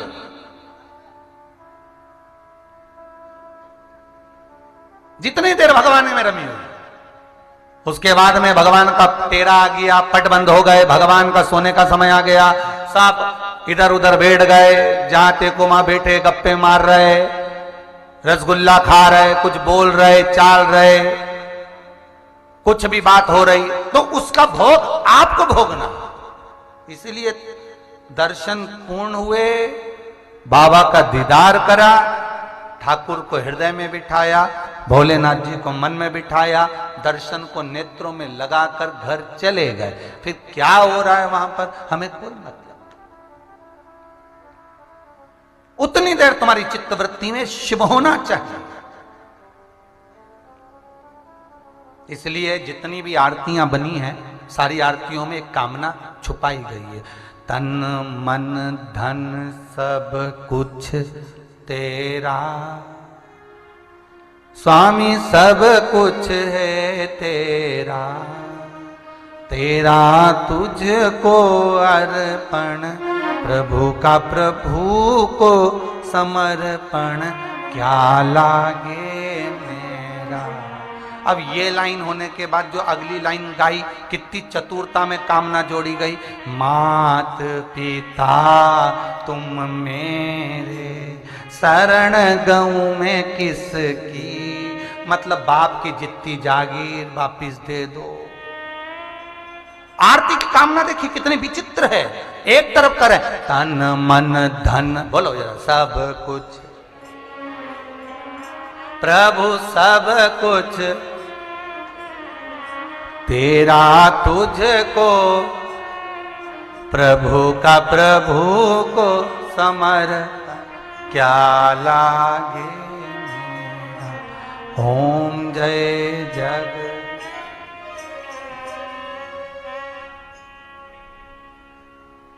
ओम जय जग। अच्छा, एक बार ये आरती में भी घपला हो गया था, है? इंदौर में कथा करने गए, अपना पैलेस में कथा, और वहां पे हमने आरती गा दी, जय जगदीश हरे। तो एक अम्मा आगे खड़ी होके बोले जय कल्लू के पिताजी हरे। अब बहुत देर तक बोलती रही, तब आखिरी में हमने कहा हम जगदीश हरे बोले, कल्लू के पिताजी हरे बोले, बात ना रही। जब ऊपर आई ना बेलपत्र लेना, तब हमने पूछा क्यों रही भाई, ये तो बताइए, हम जय जगदीश हरे बोले तो कल्लू के पिताजी हरे बोले, ऐसा क्यों बोले? उनका नाम।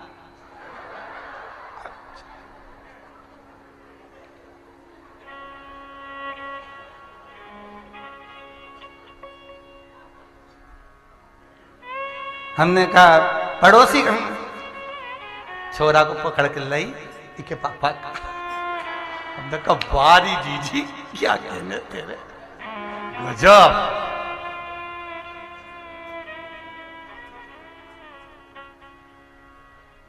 अब ये पूरी एक लाइन पूरी हुई, फिर बाद में कह दिया मात पिता तुम।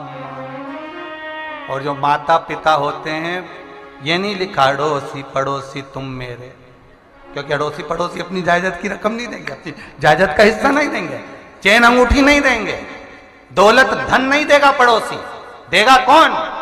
माता पिता। और बेटा कमाकर अगर बाप को दे भी देता है, बेटा कमाकर अगर मां को दे भी देता है, तो पत्नी को यह नहीं सोचना चाहिए कि तुम सब अपने मां बाप को दिए जा रहे हो। अरे दे दो, डुकरिया कई छाती पे बांध के ले जाएगी, छोड़ के तो यही जाएगी, क्या टेंशन है, रखा देव। मात, अब चलो चालू कर दो, मात पिता तुम मेरे, शरण गऊं। अब मैं किसी की शरण जा ही नहीं सकता क्योंकि तुम्हारी पढ़ा हूं। बस भगवान भी सोचेगा कितना चतुर है रे। आरती लिखने वाले ने पूरी चतुरता रखी, कामना कहां छुपाई देख लीजिए, और पूरी कामना में आ गया, माता पिता से सब कुछ वापिस प्राप्त कर दिया। शिव कह रहे हैं, शंभु कह रहे हैं अगस्त बाबा से, कुंभज ऋषि से कि मेरी कामना तो यह है कि मैं राम का दीदार करूं, दर्शन करूं, राम से मिलूं।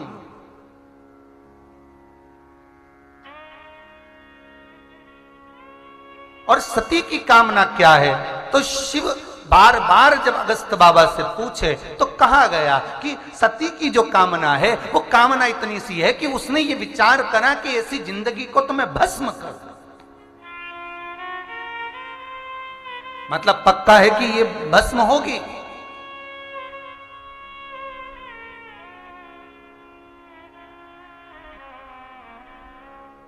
पक्का है ये भस्म होगी और कामना पूर्ण हो। इसलिए शिव की कथा में जितनी देर बैठो ना, तुम्हें जो अच्छा लगे, मन में लगे कि कथा का रसतत्व आनंदित है, मेरे को शंभु मिलेगा, शंकर मिलेगा। जब मेरा भोलेनाथ एक चोर को कुबेर बना सकता है, लक्ष्मी को नारायण दे सकते हैं, नारायण को लक्ष्मी दे सकते हैं, ब्रह्मा को ब्रह्माणी दे सकते हैं, इंद्र को इंद्राणी दे सकते हैं। भगवान कृष्ण के यहां जब संतान नहीं तो 1,77,186 संतान दे सकते हैं। जो राम जी के लिए पुल बनाकर लंकाधिपति रावण का संहार करवा सकते हैं, वो शंभो, वो शिव मुझे देगा जरूर। विश्वास रखिएगा, विश्वास। फिर क्यों घबराना?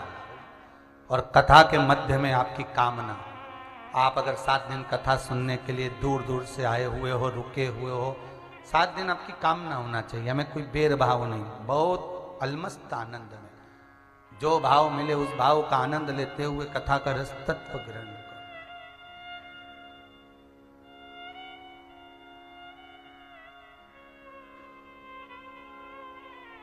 और जब शिव ने सुन लिया, सती आई जल पीकर, और माता सती जब जल पीकर आई, सती मैया जब बैठी,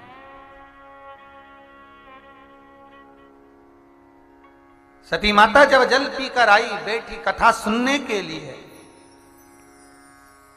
शंकर भगवान और सती माता जब कथा श्रवण करने के लिए बैठे, महाराज सती मैया का चित्त वृत्ति नहीं रम पाई। बैठी जरूर, आखिरी हुआ क्या, कथा सुनकर जब चले, बीच मार्ग में राम जी का दर्शन हुआ, सीता जी की, राम जी की परीक्षा सती सीता बनकर ले। भगवान शिव ने सोच लिया ये ब्रह्म में डूब गई है, इसने परीक्षा गलत ली, परीक्षा गलत ली, ये ठीक नहीं है, ये अच्छा नहीं है।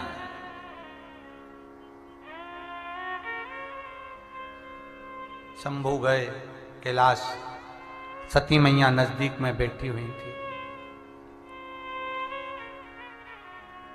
शंकर भगवान के गण भृंगी का एक नियम था कि शंकर भगवान की प्रदक्षिणा करते थे भृंगी।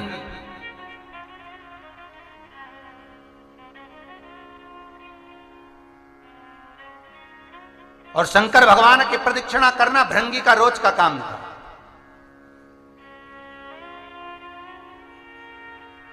प्रतिदिन का कार्य।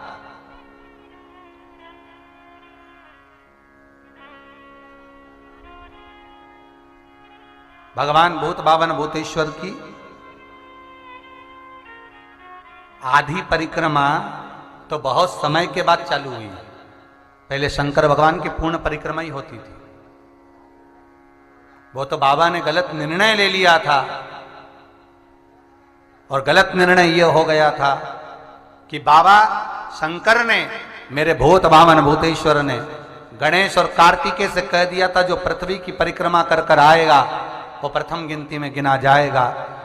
कार्तिकेय मोर पर बैठ कर गए, गणेश जी महाराज चूहे पर बैठ कर गए। गणेश जी ने माता पिता की परिक्रमा कर ली तो माता जगत जननी तो नेत्र बंद करके बैठी थी।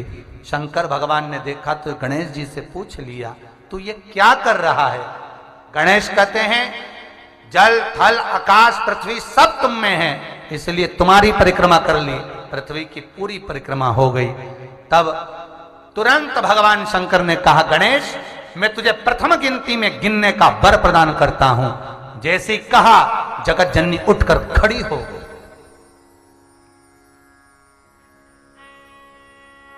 कई बार बहाव में बहकर पति कुछ निर्णय ऐसे ले लेता है कि बाद में खुद ही फंस जाता।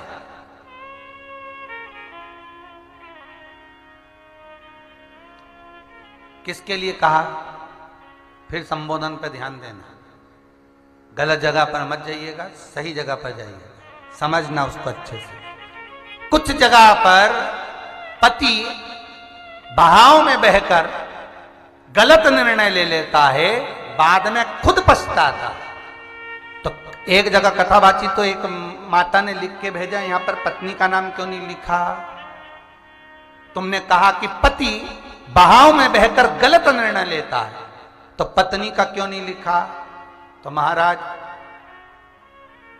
पत्नी कभी बहाव में नहीं बहती और दूसरे को बहा देती। बहुत ध्यान देना, वो बहाव में नहीं बहती। सबसे ज्यादा पति और पत्नी में अगर कोई कमजोर होता है तो हृदय का कमजोर पति होता है। ध्यान देना, पत्नी भी होती है पर अंदर से थोड़ी जटिल होती है, वो धीरज रख लेती है और इतनी जल्दी वो बहती नहीं है।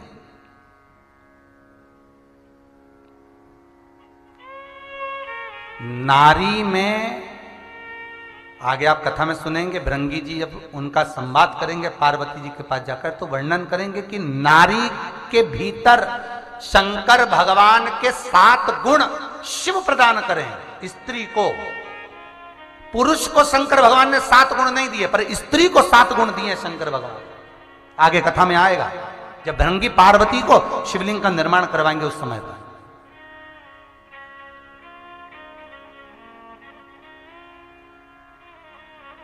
सात गुण भगवान शंकर के स्त्री को दिए गए।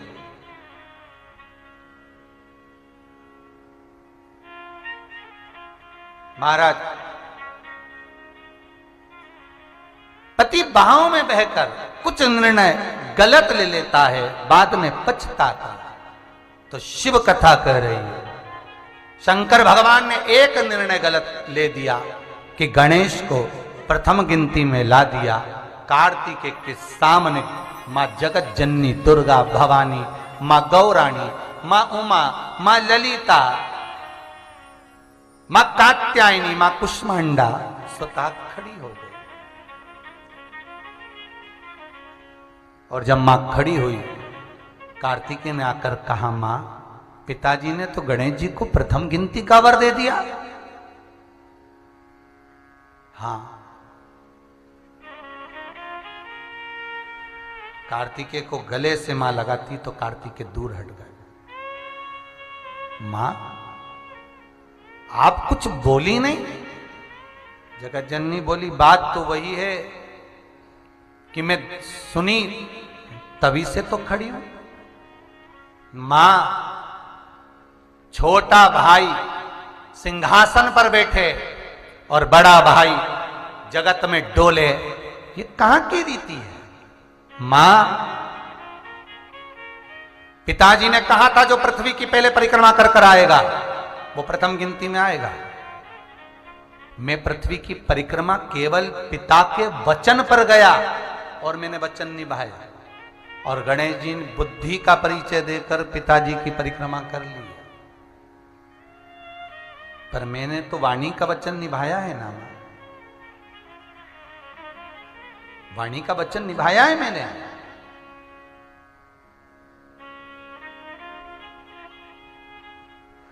फिर निवेदन है, बहाव में बहकर पति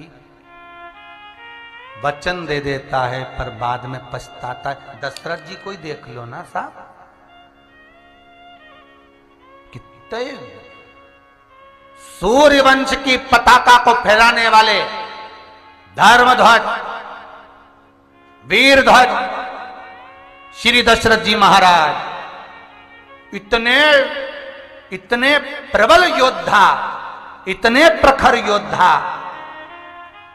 जो केकई नरेश के यहां गए और वहां पर जब आक्रमण हुआ दशरथ जी पर, तो केकई नरेश की कन्या केकई ने आकर मात्र दशरथ जी जब मूर्छा खाए तो केकई रथ लेकर दूर भाग गई। और जब होश आया दशरथ जी को, तो दशरथ जी ने कहा, तुमने मेरे प्राण बचाए हैं, वर मांगो, तुम्हें क्या चाहिए? केकई कहती है, धरोहर में रख लो, बाद में लिया जाए। वो भाव में नहीं बैठे नहीं तो राम बन ही नहीं जाते। बस इसलिए सावधान।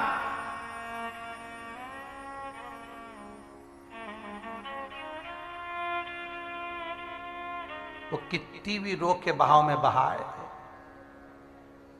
पर सावधान, तुम तो हमें कभी कछु नहीं दिला है। 40 साल शादी के हो गए, एक अंगूठी तक नहीं दिलाई।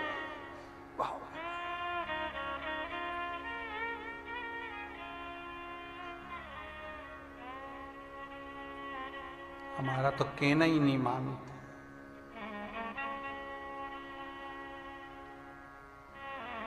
दशरथ जी बह गए थे भाव में, शंकर भगवान बह गए पुत्र के प्रेम भाव में। मैंने वर दे दिया, कार्तिकेय रो रहे हैं, नयन जल भरा, माता के सामने खड़े हैं।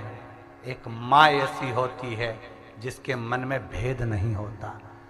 ये जरूर है कि बड़ी बहू को सोचती है कि छोटी सास छोटी को ज्यादा चाहती, छोटी बहू सोचती है सास बड़ी को ज्यादा चाहती।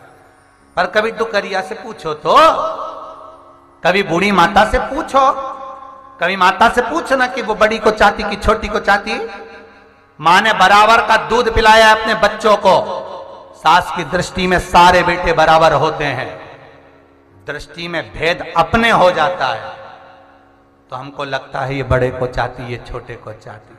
सास के मन में भेद, हाँ थोड़ा बहुत दे दे दो, तुमसे पहले आई है, बड़ी बहू है, तुमसे पहले आई है। जब 2-4 साल पहले आई है तो सास से थोड़ा बहुत तो लगाव झगड़ा हुआ ही होगा, या तो बैर बना होगा या प्रेम बना होगा।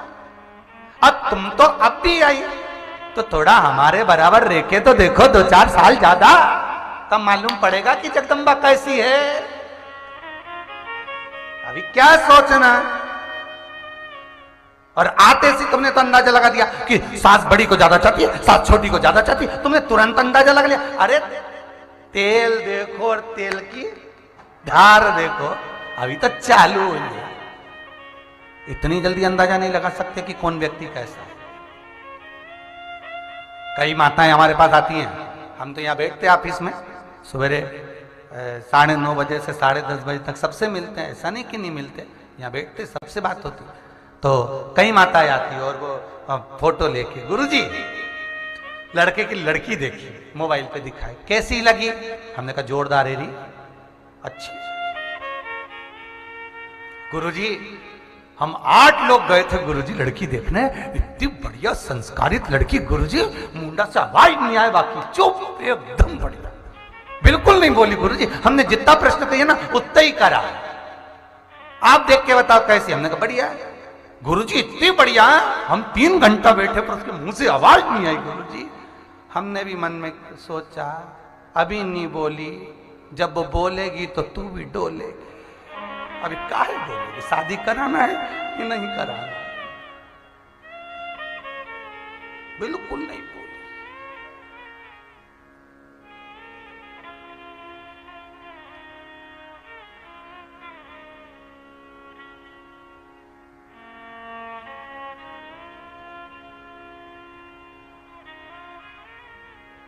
पहले के जमाने में बच्चों को डराते थे तो कहते थे बाऊ आया। आज के जमाने में सासों को डराना हो तो कहते बहू आई, बेचारी खाती खाती। अभी तो गई थी, कहां से आ गई इतनी। पहले के जमाने में लड़की डरती थी कि सास कैसी मिलेगी। आज के जमाने में सास हो बेचारी पसीना छूट जाए, जगदम्बा कैसी आएगी। अब पहले 2-4 बहुएं होती थी, 4-5 लड़के होते थे तो एक आध अच्छी आ जाए, एक आध गड़बड़ आ जाए तो साथ ले। अब ले दे के एक, और वो भी ऐसी निकल जाए राम खजूर वाली चोटी बना दे। अब उधर सो, अब वो खजूर वाली चोटी बनाए ना तो मैं खजूर के पेड़ पे चढ़ा के। अब क्या करे। हे रे भगवान,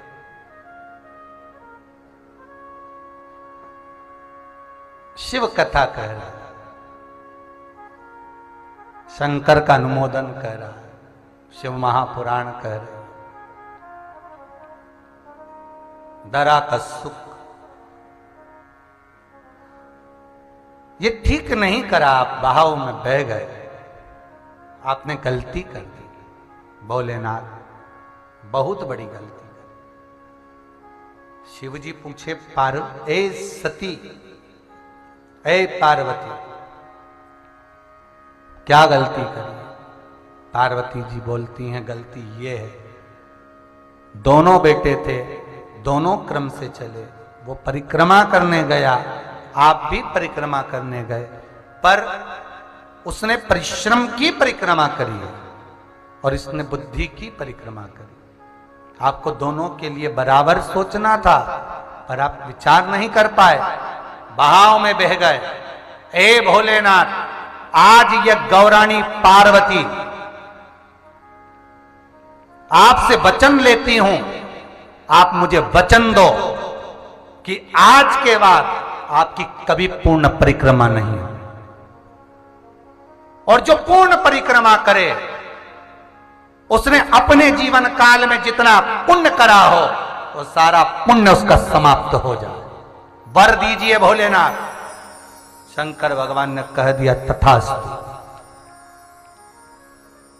तो सती जब तक शिव के साथ में थी, उमा जब तक शिव के साथ में थी, ललिता जब तक शिव के साथ में थी, कात्यायनी जब तक शिव के साथ में थी, कुष्मांडा जब तक शिव के साथ में थी, चंद्रघंटा जब तक शिव के साथ में थी, तब तक पूर्ण परिक्रमा शंकर की होती थी। पर पार्वती के साथ में जब विवाह हुआ, गणेश लीला तब आई, तब से आधी परिक्रमा। तो भी कार्तिकेय महाराज आंखों में जल भरा था। तो मां का हृदय देखिए जरा, मां कैसी होती है। लोग कहते हैं कि माता कठोर होती है, पर मां का हृदय देखिएगा साहब, कि माता का हृदय कितना विचित्र होगा, कितना विचित्र। और माता का हृदय इतना कोमल था कि मां जगत जननी जगदम्बा, अंबा, मां दुर्गा, मां शेरों वाली, मां पार्वती भगवान शंकर से कहती हैं आप कुछ ऐसा कर दो जिससे गणेश प्रथम गिनती में गिने जाएं, तो मेरा कार्तिकेय भी उसके साथ में पूजा जाए प्रथम गिनती में, प्रथम गिनती में ही पूजा जाए। ऐसा कुछ करा जाए, ऐसा कुछ किया जाए। शंकर भगवान ने कार्तिकेय को बुलाया और कार्तिकेय के ऊपर हस्त कमल रखकर शंकर भगवान ने उसको श्रीफल का रूप दे दिया। काय का रूप दिया? श्रीफल। श्रीफल मतलब नारियल। भगवान शिव ने कहा सुनो जगदम्बा, हे पार्वती, जहां जहां पर गणेश की पूजन होगी प्रथम गिनती में, वहां पर इस श्रीफल को पहले रखा जाएगा। इसलिए अगर कलश गणेश है तो उसके ऊपर श्रीफल कार्तिकेय को रखना जरूरी होता है, तब जाकर पूजन मंडप विधान पूर्ण होता है, तब पूर्ण होता है। ये श्रीफल बन गया। तो सती और शिव दोनों विराजमान थे और भृंगी उनकी परिक्रमा कर रहे हैं। भृंगी परिक्रमा कर, और भृंगी जब परिक्रमा कर रहे हैं तो भगवान शिव बोले ए भृंगी क्या कर रहे हो तुम? भृंगी बोले परिक्रमा। अब शंकर भगवान को लगा कि अभी तो सती कथा सुनकर आई है, और कथा सुनकर सती आई तो इसके मन में तो वैसे ही ये भाव आ रहा है कि कहां में कथा सुनने चली गई, अगर भस्म हो जाती तो श्रेष्ठता थी। और ऊपर से ये भृंगी लगा तो केवल मेरी परिक्रमा कर रहा है। तो शंकर भगवान ने भृंगी को बुलाकर कहा, रे भृंगी एक काम करो, अगर तुम्हें परिक्रमा करना है तो शिव और सती दोनों की करो, शिव और शक्ति दोनों की करो।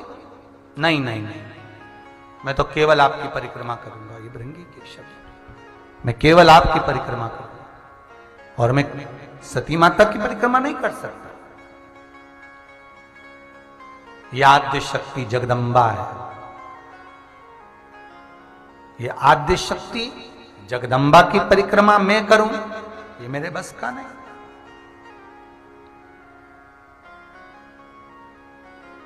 जब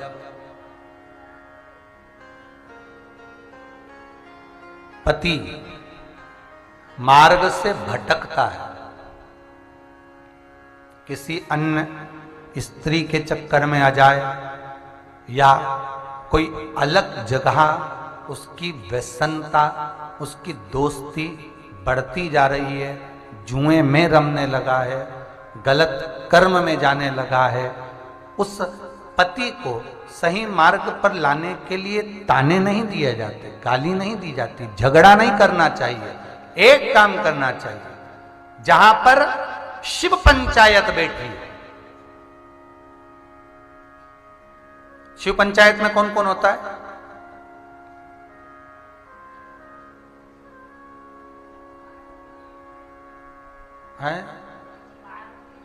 पार्वती जी, गणेश जी, नंदी, कार्तिक, ये तो शंकर जी का परिवार है। पंचायत कहां से आ गया? शिव पंचायत, सूर्य नारायण, भगवान विष्णु, जगदम्बा, भोलेनाथ, ये शिव पंचायत के अंतर्गत, गणेश जी, ये पंचायत के अंतर्गत ये आते हैं शिव पंचायत। तो शास्त्र कहता है जिस मंदिर में शिव पंचायत बैठी हो, उस मंदिर में देवी जी के सामने एक पान के पत्ते पर अपनी कामना कर कर पति जिस नारी या किसी के चक्कर में फंसा हो, उसका नाम लेकर, पति का नाम लेकर, एक पान के पत्ते में देवी के सामने माखन रख दो, दूसरा पत्ता मंदिर के पीछे, उसमें भी माखन रख दो। महाराज, कुछ बोलना नहीं है, चालना नहीं है, पति को यहां जरूर कामना करना शिव पंचायत। और पंचायत में जाकर, जगत की पंचायत में पंचायत ही नहीं करना, शिव पंचायत में पहुंचकर अपनी बात पंचों के सामने रख देना। बस 3 महीना इंतजार करना। ऐसी फूट पड़ती है, ऐसी फूट पड़ती है कि वो एक दूसरे का मुंडा ही नहीं देखे, बापड़ा, और वो सामने आए नहीं, वो चप्पल लेके दौड़े, और वो कुछ बोले तो वो गाड़ी लेके धुने। बस अपने चाहिए ही क्या? अरे बोला तो सही है, बस बात कर।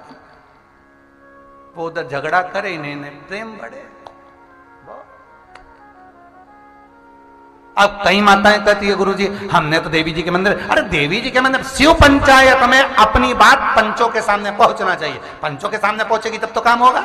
अब तुम तो सोचा अपने घर में ही कर लो, और सारे उपाय घर में कर लिए, और सोचे कि काम ही नहीं हो रही, हमने तो करा, हमारा तो काम ही। तो हमने पूछा कहां करा? तो कि घर में ही करा। तो घर में कोई हो, घर में तुम्हारी पंचायत खत्म नहीं हो, तुम्हारी शिव पंचायत कहां से?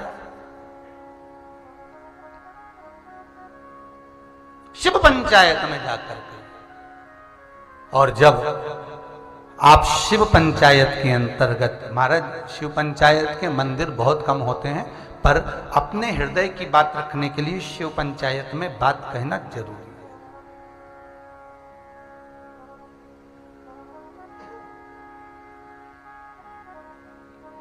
जिस व्यक्ति की चमड़ी सफेद पड़ने लगती है और छोटे छोटे उसको सफेद चमड़ी पड़ते पड़ते शरीर सफेद पड़ने लगता है, तो उसके लिए भी महाराज शिव पंचायत में जो सूर्य नारायण जी बैठते हैं, उन सूर्य नारायण के चरणार विंद में खोपरे का जो तेल होता है उसको सामने लेकर कोलू से निकलवाना, या थोड़ा सा तेल पीस कर उसको कपड़े में दबा कर निकाल लेना, भले 1 चम्मच निकले।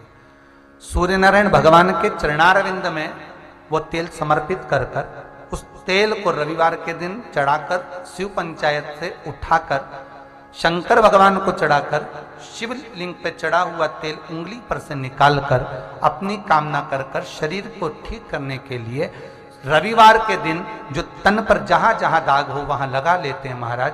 तो 15 से 20 दिन में वो दाग अपने शरीर के असली कलर में आना प्रारंभ हो जाता, पर शिव पंचायत में ही होता है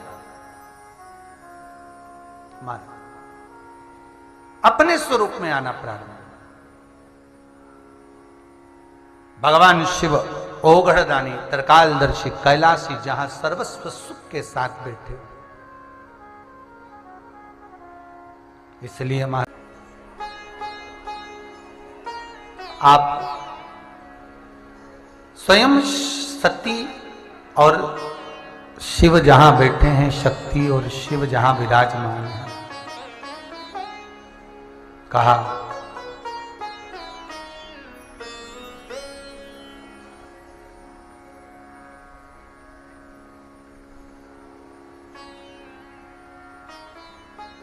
हे भृंगी, यदि तुम मेरी अकेले की परिक्रमा करते हो तो ये सती को ठीक नहीं लगेगा, सती को श्रेष्ठ नहीं लगेगा।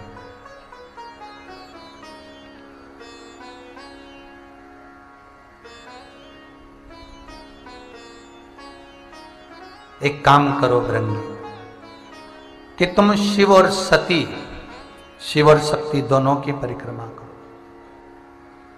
भृंगी ने मना कर दिया, नहीं नहीं नहीं, मैं परिक्रमा करूं तो आपकी ही करूं। आद्य शक्ति मां जगत जननी जगदम्बा की अगर मैं परिक्रमा करता हूं तो वो श्रेष्ठता नहीं होगी।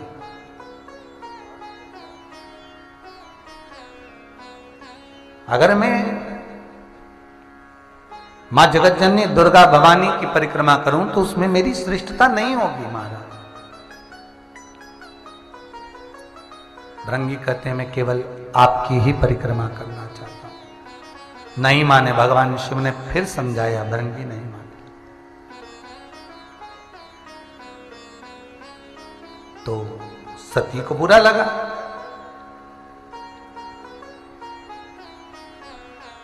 कि मेरे को छोड़कर भृंगी शंकर जी की परिक्रमा कर रहा है, ये ठीक नहीं है। तो पार्वती जी थोड़ी नजदीक में सरक गई, शिव जी के पास में सती माता नजदीक आ गई। अब जैसे ही सती माता नजदीक आई तो भृंगी को लगा कि अब परिक्रमा कैसे होगी, मैं तो इधर से निकल कर जाता तो शंकर जी की परिक्रमा हो जाती, अब करा क्या जाए। तो भृंगी ने ले लिया एक भंवरे का रूप। अब इतना बड़ा रूप रखकर तो बीच में से नहीं जाया जा सकता, तो भंवरा बनकर जाऊंगा तो बीच में से परिक्रमा कर कर निकल जाऊंगा। अब भृंगी भंवरा बन गया और भंवरा बनकर जहां सती और शिव बैठे थे उनके बीच में से थोड़ी सी सर थी, भंवरा बनकर उसमें से निकलने लगे।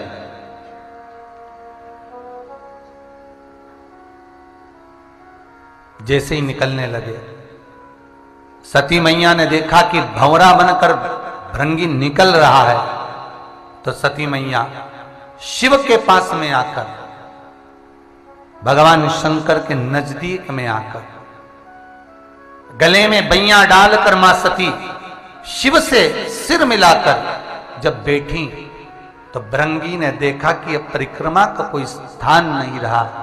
भृंगी वापिस सम्मुख में आ गए, वापिस सम्मुख में।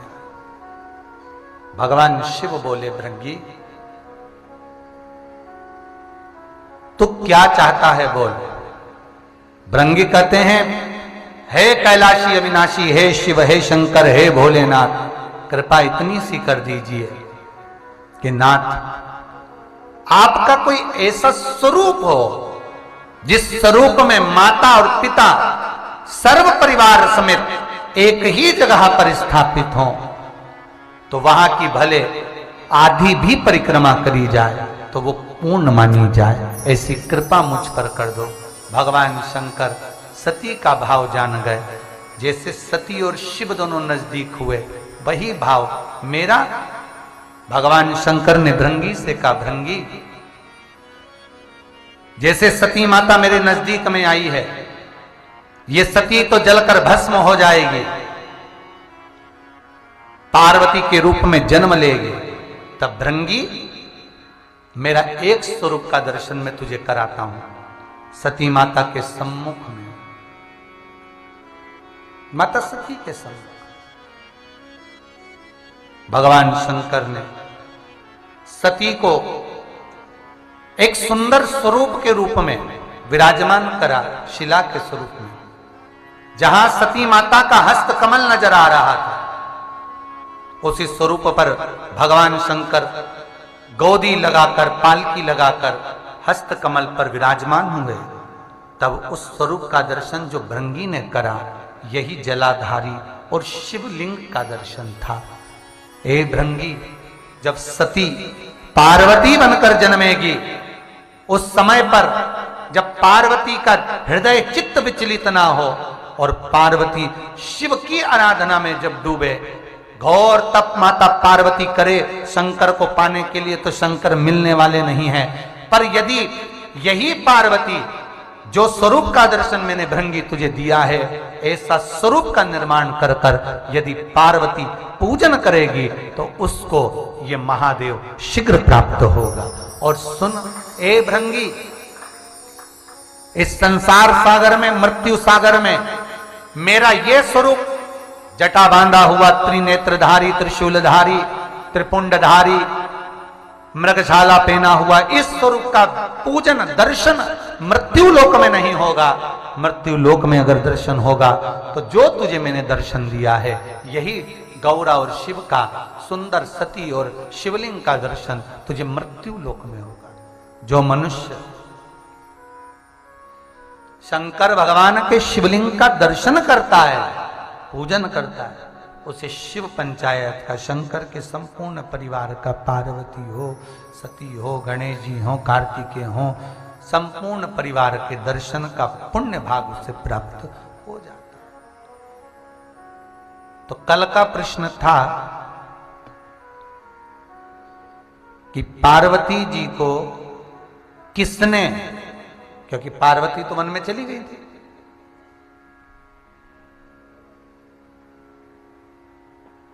पार्वती मैया तो चली गई।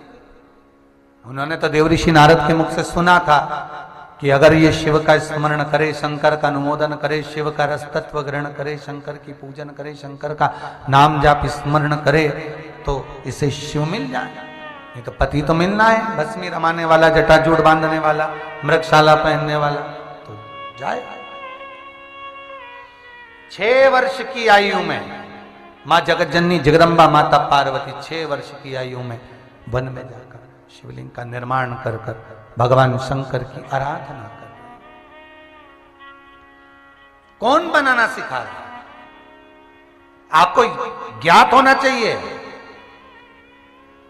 कि पार्वती मैया को शिवलिंग का निर्माण करना किसने सिखाया था?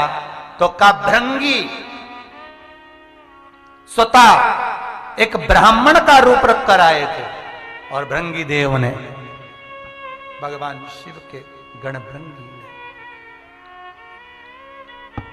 भगवान शिव के गण भृंगी ने मां जगत जननी जगदम्बा के सामने पहुंचकर, छोटी सी जगदम्बा मात्र 6 वर्ष की आयु माता पार्वती की है, नयनों में सुरमा मां लगाई है, होठों पर लाली है मां के, नाक में नथनी है मां के, सुंदर बोर माता के मस्तक पर, हाथ में चुड़ला, पांव पैजनिया, सुंदर लहंगा, सुंदर चोली, सुंदर चुंदड़ी मां धारण करी है, और सुंदर कानों में कर्णफूल मां के पड़े हुए हैं, गले में सुंदर सुंदर हसली हरवे पड़े हुए हैं, कमर में करधनी। मां 6 वर्ष की आयु की वो कन्या, इतनी सुंदर प्रतिबिंब है मां का, इतना सुंदर। एक माता जी प्रश्न कर रही थी आज सवेरे उनका प्रश्न था, क्या कुंवारी कन्या शंकर भगवान के शिवलिंग का पूजन कर सकती है? शिव महापुराण, स्कंद पुराण, सारी पुराण कहती है पार्वती मैया मात्र 6 वर्ष की थी जब उन्होंने शिवलिंग का स्मरण किया था।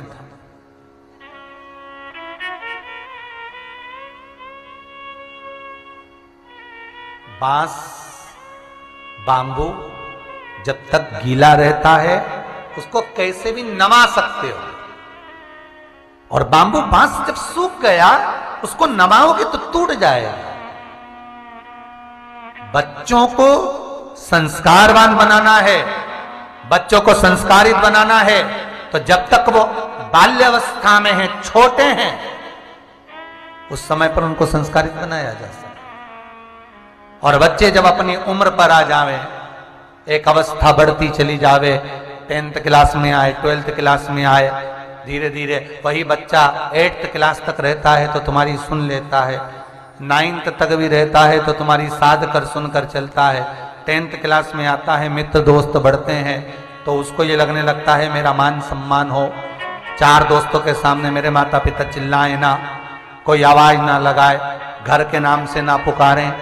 12वीं क्लास तक आता है तो और उसकी पोजीशन बढ़ने लगती है नवयुवक बच्चों के साथ में। फिर कॉलेज में आता है, जो उसको घर के नाम से पुकारता है उससे बात करना बंद कर देता है। घर में ज्यादा चिल्ला चोट करते हैं तो बात करना बंद कर देता है, दोस्तों को समय देता है, दोस्तों को मोबाइल पर लगे रहता है, मित्र दोस्तों से बात करता है, घर के लोगों से बात नहीं करता। बाहर रहेगा तो इतना खुश रहेगा, फुल एंजॉयमेंट जिंदगी जिएगा। घर के अंदर ऐसा आएगा जैसे लोगों ने 4 जूते मारकर भेज दिया है।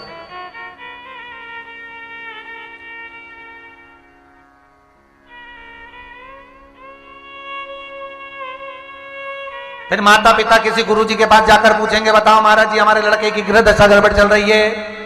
फिर कोई आएगा, पत्रिका देखेगा, ज्योतिषी बताएगा, ये रत्न पिनाओ, ये आभूषण पिनाओ, घर की दिशा बदल दो, ये बदल दो, वो बदल दो, पर ये नहीं कहेगा कि औलाद को संस्कारित कर दो।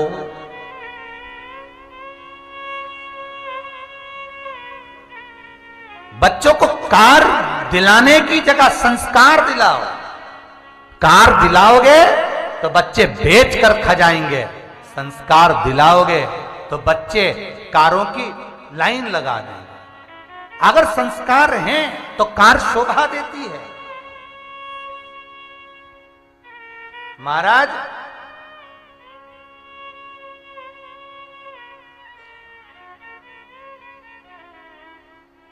बीस वर्ष तक माता पिता बच्चे को पढ़ा लिखा कर राम बनाने की चेष्टा करते हैं और 20 दिन की कुसंगति बेटे को रावण बना देते हैं। मात्र 20 दिन की कुसंगति।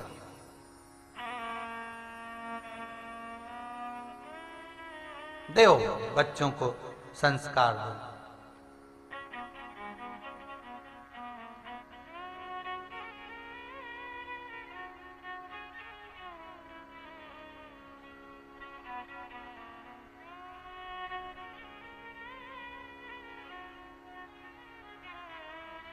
बीस दिन की कुसंगति बेटे को रावण बना दे। पढ़ाओ, अपने बच्चों को खूब पढ़ाओ, विद्यावान बनाओ, खूब doctor, engineer, CA, commissioner, collector, SP, नेता, मंत्री, संतरी, जो बनाना सब बनाओ। पर हाथ जोड़ निवेदन है, अपने बेटे को सबसे पहले संस्कारित बनाओ। ये सब बन भी जाएगा, संस्कार नहीं होंगे तो रोटी कौन ला कर देगा, सेवा कौन करेगा।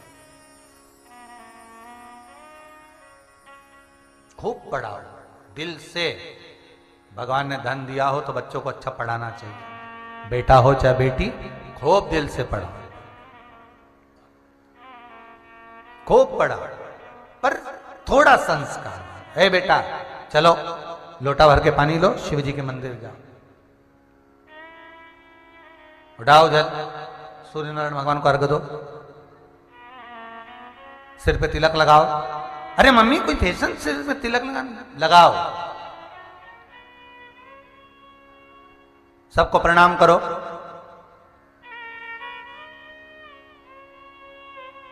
एक हाथ उठाया, इधर से उधर तक दादा दादी को सबको प्रणाम कर लिया, ताई चाचा को प्रणाम कर लिया। हाथ से वो बच जाए, पर माँ ने एक बार भी नहीं किया। माँ तो खुश हो गई, प्रणाम तो कराना, इतना तो झुक गया नहीं। अरे तो पूरा झुका नहीं, झुक गया, कहीं झुक गया, इतना झुक गया नहीं। और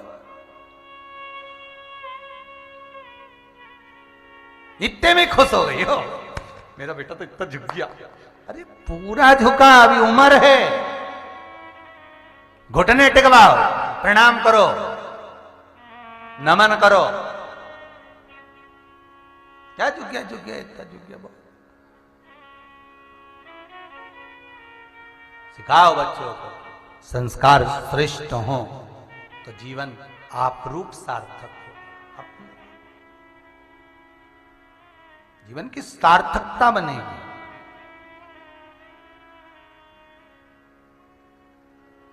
और जब जीवन की सार्थकता सिद्ध हो महाराज, तब आनंद की अनुभूति आप रूप हो। भृंगी एक ब्राह्मण का रूप रखकर मां जगत जननी जगदम्बा पार्वती जो 6 वर्ष की हैं, उनको ले जाकर शिवलिंग का निर्माण करना, पार्थिव शिवलिंग कैसे बनाया जाता है वो बताए। अब शास्त्र कितनी सुंदर बात कह रहा है।